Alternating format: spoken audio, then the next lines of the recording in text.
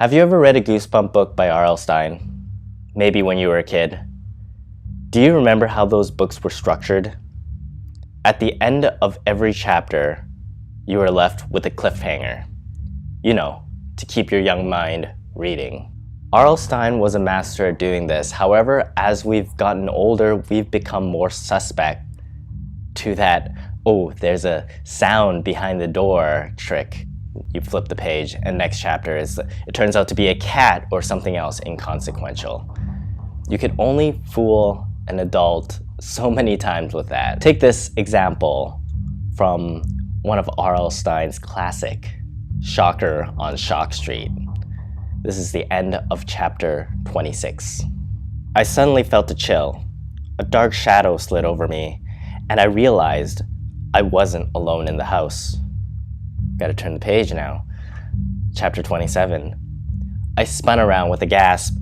Was it Shockro? Some other scary creature? A tall figure leaned over me. I squinted into the darkness, struggling to see his face. "Dad!" I cried as he came into focus. "Dad! Oh, I'm glad to see you." I really thought it was a scary monster. See, you can do better. Yes, better than R.L. Stine. When you are writing your compelling story, you can structure it much the same way as a Goosebump book. A cliffhanger at the end of every chapter. The thing is, not every cliffhanger needs to be life or death. The structure I want to talk about today is taken from the modern day 10-episode season television series such as Game of Thrones or Breaking Bad.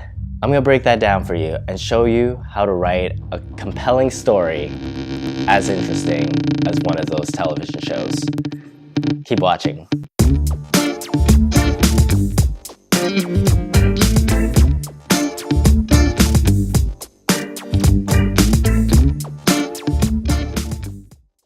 I use Game of Thrones and Breaking Bad as an example because these are two shows that literally when I watch it, my heart rate goes up. I'm not only emotionally invested because there's a cliffhanger at the end. No, so a novel, like a television season, has its own story arc. And each episode has its own story arc. So from episode 1 to episode 10, Jon Snow or Walter White goes through an inevitable and surprising change. What's interesting is an episode, when pulled out of the rest of the season, can be analyzed as its own unique story. Take season 1 of Game of Thrones. I use this example because I think it is a near perfect adaptation of the book. There are two main storylines happening in this first season. Eddard Stark becomes Hand of the King, and Daenerys Targaryen becomes Khaleesi of the Dothrakis. So the first episode starts off with introducing all the characters, and Robert Baratheon comes to Winterfell and encourages Ed to take the job as Hand of the King after the previous one mysteriously died. So the main conflict of this particular episode is whether Ned would take the job and leave Winterfell. So that's the inciting incidents, a rising action, and climax. They get a message, a mysterious message, but he decides to do it. He decides to take the job. And then the next inciting incident happens. Bran, Ned's son, gets pushed out of the window after witnessing the Queen and the Queen's brother, getting it on in the tower. That is an epic cliffhanger. That is as good as a cliffhanger as you can get. Each episode after that offers a little bit more information. It increases the stakes. The falling action never falls back to the same level as the previous inciting incident. It's always a lot has changed, you see. Episode 2 ends with Bran waking up. Uh-oh, he's gonna reveal what actually happened. Episode 3 ends with Ned watching Arya train, with the sounds of sword fight echoing and clashing in his brain.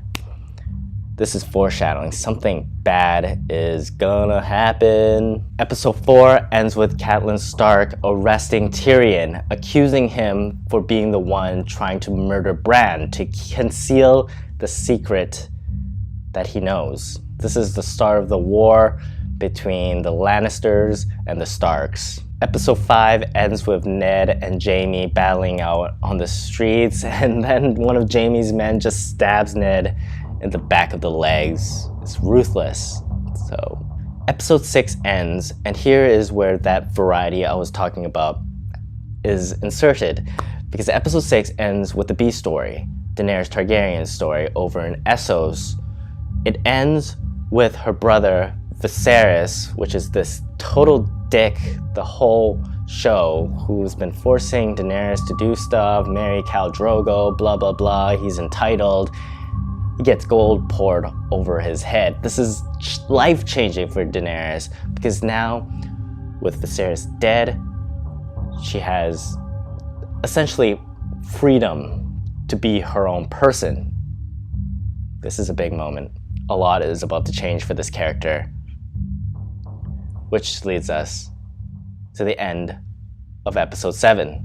Joffrey takes the throne after his father's death, and Ned accuses him of not being the rightful heir, thus leading to all of the Stark men being slaughtered and Ned being arrested. Things, you can see there's a turning point happening in the overall storyline now. Episode 8 ends with Sansa begging for her father's life, and Joffrey saying, hey, all he has to do is confess to what he's done. Confess to saying that he was a treasonous liar. And all would be good, right? Episode 9, of course, this is probably the most monumental moment in the whole Game of Thrones franchise, is episode 9, season 1, Ned Stark getting his head cut off at the end. If you weren't hooked to the storyline before, you certainly are now.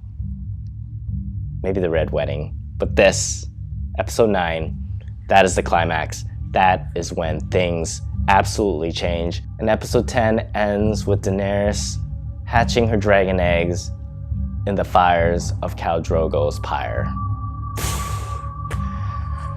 End of season 1. Now you see, just from talking about the endings of each of the episodes, you can see the story arc that kind of happens. Obviously, a lot of stuff occurred in between the endings that led to it, but you can see a logical story structure. As you recall, there's 2 storylines that are happening. Eddard Stark's foray as Hand of the King, and Daenerys' experience as Khal Drogo's wife.